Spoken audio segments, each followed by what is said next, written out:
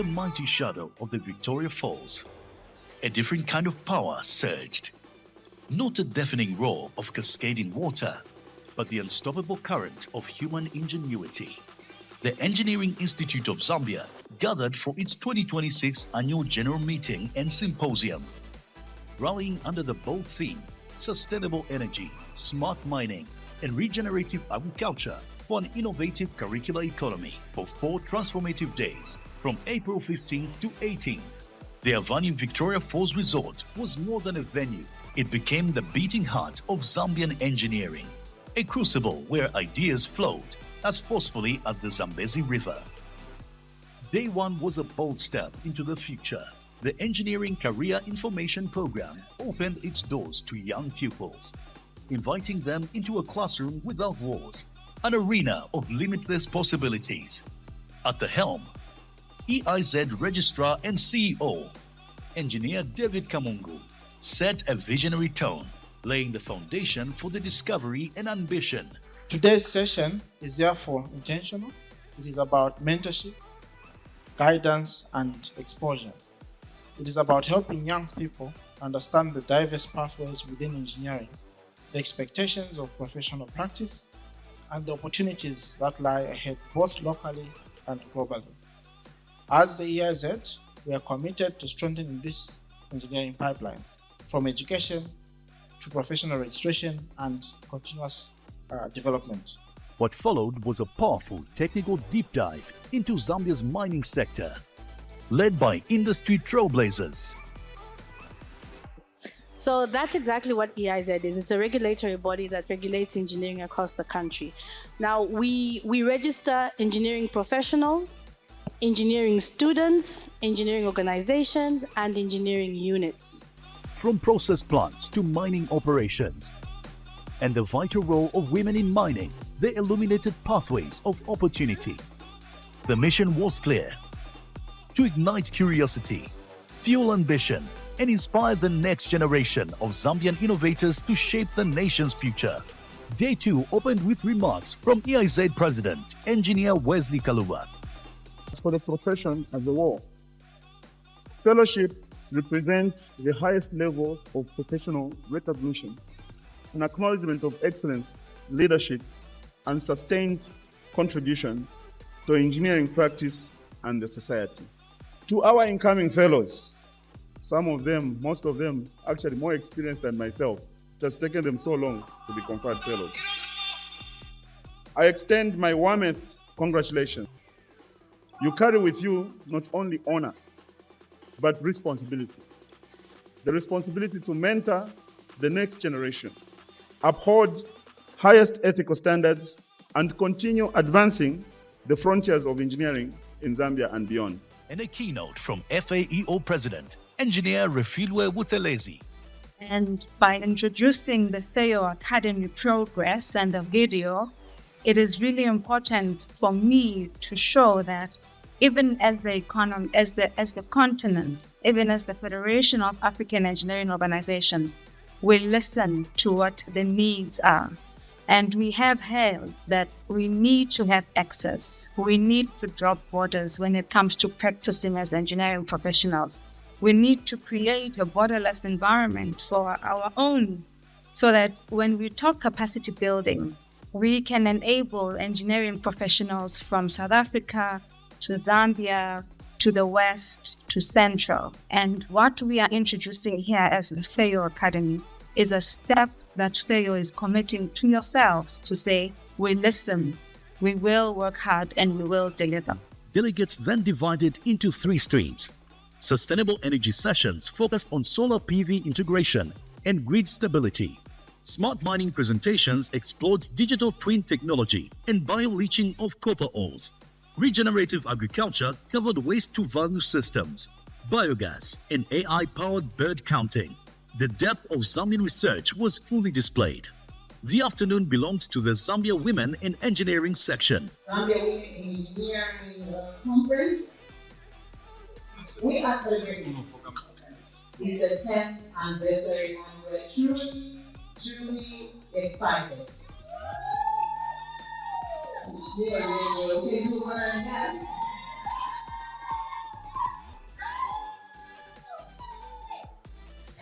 what it entails to explain. My name is Talasha. I'm the Public Relations Manager for EIZ, and I'm going to direct this program. I have somebody I'd like to put to the stage to help me carry this up. Please come. Welcome to the 8th ZWES conference. This is an annual conference. So the president of the Engineering Institution of Zambia, Engineer Wesley Kaluba, who is our host. So we've got Her Royal Highness, Miss Veronica Mukuni, the co-founder and chairperson of the Village Vitality Foundation. Our special guests, this is a special one. We've got international guests. We've got Engineer Refire Buthelezi. She's the second female president of the Federation of African Engineering Organizations. But she's not only the second president, she is also the first president of the Engineering Council of South Africa. So she's seated right in front. Maybe she can stand. She's really inspired a lot of us. She's our role model. So we've got our special guest and keynote speaker, Engineer Chinyere Nena. She's joining us virtually. She's the president of the Association of Professional Women Engineers of Nigeria. So ZWES and APWEN signed an MOU in leadership as well as mentorship. So ZWES is being mentored by APWEN. So Engineer Nena, if you are able to hear me, welcome to the ZWES conference. So our guest of honor, we've got the first civil engineer in Zambia, Engineer Lucy Kasanda, but unfortunately she's joining us virtually, but she'll be able to speak. Guest of honor, Engineering Lucy Kasanga, the nation's first female civil engineer. It is a great honor and a privilege to address you today at the 8th Zambia Women in Engineering Conference being held under the theme, Engineering, a Secular Future. Women in Engineering leading sustainable energy, smart mining, and regenerative agriculture. This theme is not simply aspirational, it is directional. We are in the 21st century, and it's the engineers who are going to carry development anywhere in this world forward.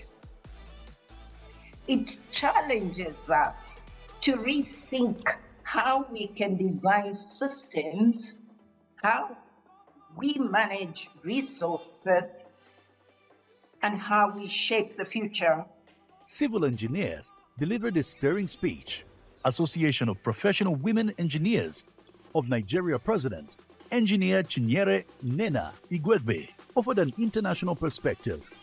A panel discussion, moderated by Engineer Dr. Mwene Himwilinga, showcased women leading in sustainable energy, smart mining, and regenerative agriculture.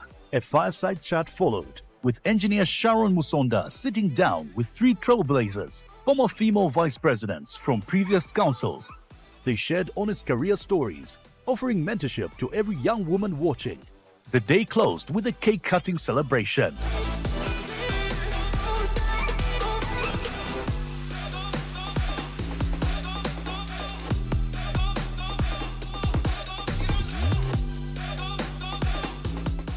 Thursday evening brought the vice presidential and presidential debate. Candidates for EIZ leadership laid out their visions for the institution, answering tough questions from the floor. It was a moment of democratic engagement that set the tone for the elections to come. Day 3 began with Engineer Dr. Josh Govela leading a conversation with a high-level panel discussion on mining fiscal policy. Then came the conferment of fellows. the highest recognition EIZ can bestow. Minister of Livestock and Fisheries, Engineer Peter Kabala, and the EIZ President honored 89 distinguished engineers, each handshake, jacketing, and cradle, acknowledged a lifetime of service to the profession and the nation.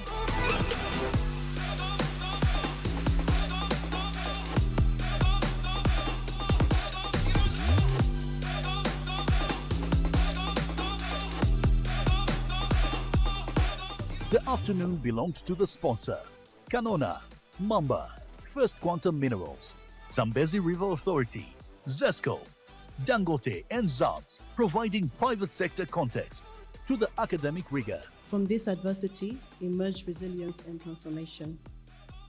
ZESCO has taken decisive steps to transition from vulnerability to stability. Through strategic interventions, we have stabilized electricity supply to supply key sectors of our economy, including mining, agriculture, manufacturing, and small and medium enterprises. Our approach has been multi-pronged. First, we accelerated diversification of our energy mix, recognizing the risk of over-reliance on hydropower. We expanded investment in solar generation. We envisioned 1,000 megawatts of power before close of the year. Utility-scale solar projects, coupled with private sector participation, have significantly contributed to bridging generation gap during critical periods. Second, we strengthened regional power trading by... On Saturday, 18th April 2026, the President of the Republic of Zambia, Mr. Hakainde Hichilema, officially opened the 69th Annual General Meeting and Symposium. Arriving at the venue, Mr. Hichilema toured the exhibition stands, beginning with the EIZ stand. Accompanied by the Minister of Infrastructure and other government officials and the EIZ President, the President visited companies that exhibited their services and products. President Hichilema then proceeded to the conference hall to officially open the event.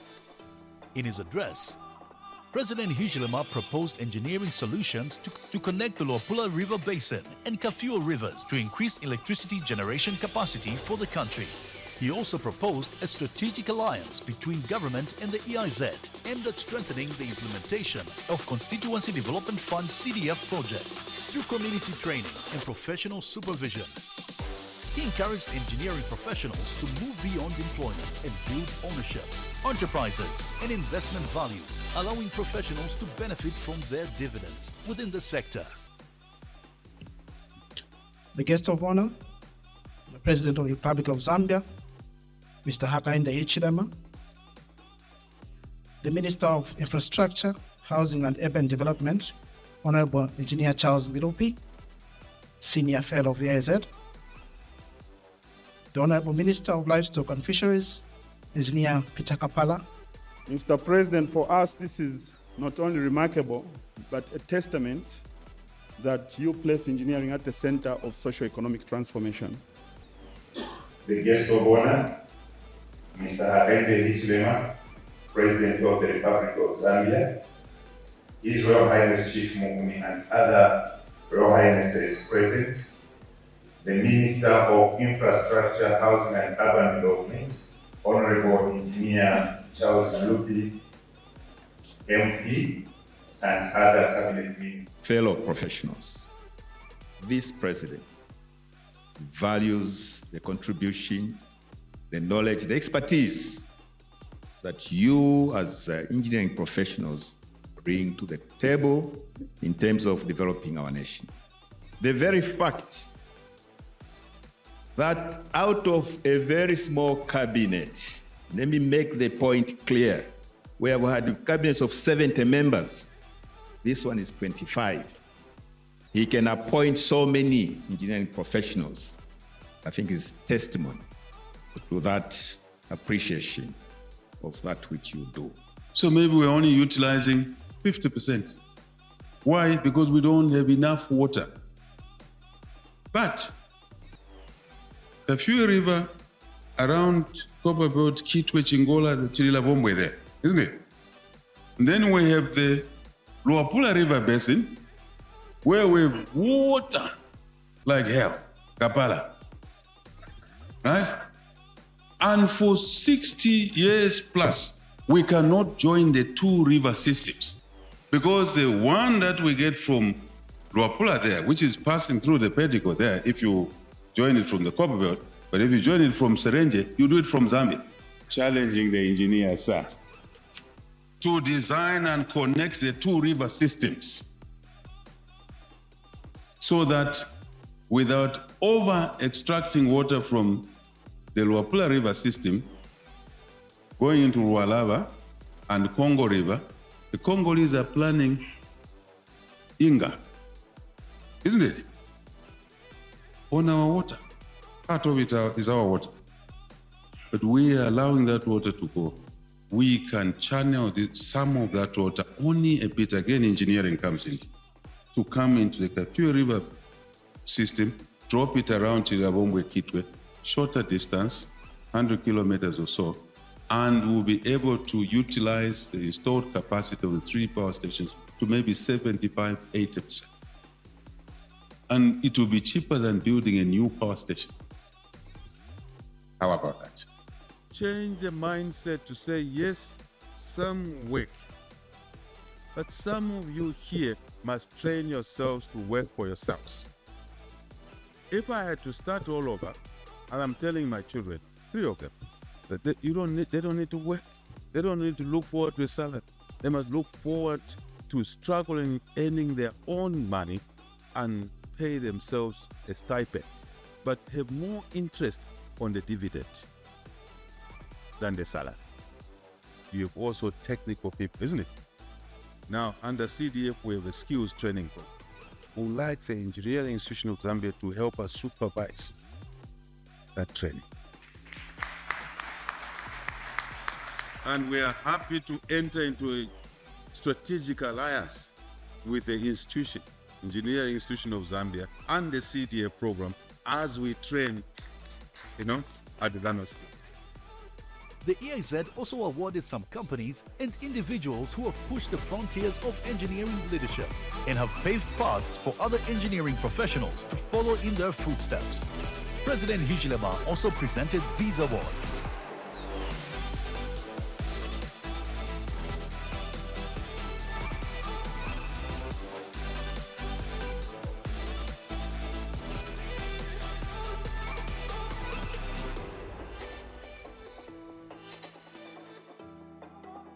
After this, a gift was presented to the president, followed by a photo session as he departed.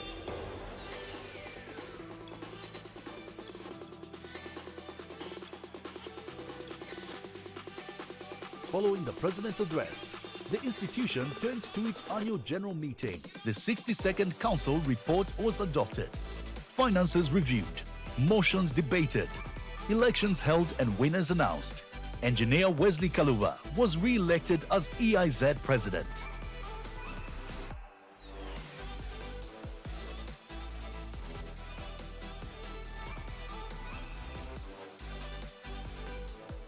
As evening fell, the suits and lab coats came off.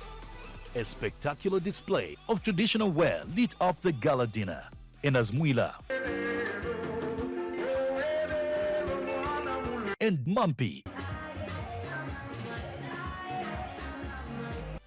the rhythm of Zambia filled the hall. Thanks to Canona Power Company for sponsoring the gala dinner. It brought laughter and a fitting close to 4 days of substance and celebration.